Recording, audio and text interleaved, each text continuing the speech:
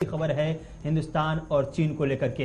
हिंदुस्तान और चीन के दरमियान जो एलएसी पर ताकुल का दौर है अब खत्म होता हुआ नजर आ रहा है। करीब 3 से 4 महीने के गैप के बाद अब फिर से 16वें दौर के मुज़ाकरात का इनेकाद अब से थोड़ी देर बाद होगा। 10:30 बजे का वक्त रखा गया है। 10:30 बजे के वक्त चुशुल के मकाम पर हिंदुस्तान की तरफ बाज़ाब्ता तौर पर फौजी सतह की मीटिंग शुरू होने जा रही है। इस मीटिंग में 2-3 अहम बातें हैं और 2-3 अहम बातें ये हैं कि हिंदुस्तान और चीन के दरमियान करीब 2 साल होने जा रहे हैं जब दोनों मुल्कों की फौज आमने सामने डटी हुई है। एलएसी पर जो सूरत हाल हमने देखी थी उसके बाद से लेकर अब तक के बहुत ज्यादा सूरत हाल या उसमें तब्दीली नहीं आती दिखाई दे रही है, ना फर्क पैदा हुआ है। चीन अपने मंसूबे पर मुसलसल काम कर रहा है। अंदरूनी खाना वो बाज़ाब्ता तौर पर कई ब्रिज तैयार कर चुका है, कई मिलिट्री बेस तैयार कर चुका है, बहुत सारी तामीरात इंफ्रास्ट्रक्चर वगैरह को वहां पर तामीर कर चुका है। इन तमाम सूरत हाल पर हिंदुस्तान की बारीक नजर है, लेकिन हिंदुस्तान की ये खुश उसलूबी कहिए या एक ऐसा बिहेवियर कहिए जिसकी जितनी तारीफ की जाए कम है। वो ये है कि हिंदुस्तान ने इन तमाम चीजों के बावजूद सिर्फ और सिर्फ एक बात की वकालत की है और वो है कि हम बातचीत के जरिए ही मसले का हल चाहते हैं। फौज के जरिए, जंग के जरिए मसले का हल नहीं निकाला जा सकता। ये पहले दिन से अटल फैसला हिंदुस्तान का था और यही पैगाम बार बार चीन को पहुंचाने की कोशिश की गई। गुज़श्ता दिनों माली में हमने देखा कि हिंदुस्तान के वज़ीर ख़ारजा और चीन के वज़ीर ख़ारजा की मुलाकात हुई। उस मुलाकात से एक बाज़ाब्ता तौर पर नया रोड मैप बना के अब सूरत हाल जो है वो उसको बदलनी चाहिए। हिंदुस्तान और चीन के जो ताल्लुकात हैं वो ताल्लुकात अपनी जगह पर फिर से बहाल होने चाहिए। हिंदुस्तान और चीन के दरमियान एलएसी से लेकर के दीगर तमाम मामलों पर जिस तरह से मुआहदे हुए हैं और जो कुछ मुआहदे उन तमाम मुआहदों पर हमें आगे बढ़कर काम करने की जरूरत है। ये एक वहां से पॉजिटिव रिस्पांस के साथ बाज़ाब्ता तौर पर माहौल बना और अब खबर मिल रही है कि आज बाज़ाब्ता तौर पर थोड़ी देर में ये मीटिंग शुरू होने जा रही है। लेकिन आज की मीटिंग में क्या कुछ खास रहने वाली है, 2-3 पॉइंट्स हमारे सामने हैं। पहला पॉइंट ये है कि ज्यादातर जोर इस बात पर दिया जाएगा कि दोनों मुल्कों की जो फौज है देपसोंग और देमचौक, ये 2 मकाम पर जो स्टैंड अप मोड में है यानी कि आमने सामने के मोड में है,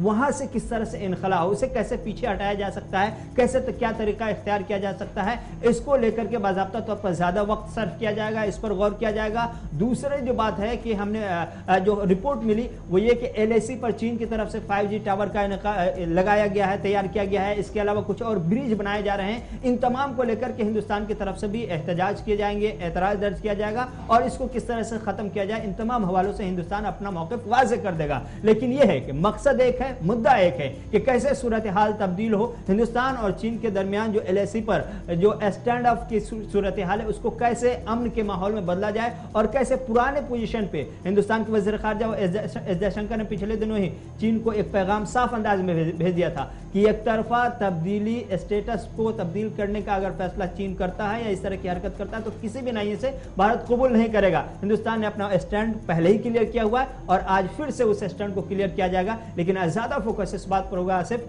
कि वहां से कैसे फौजी इनखला का रास्ता निकलता है।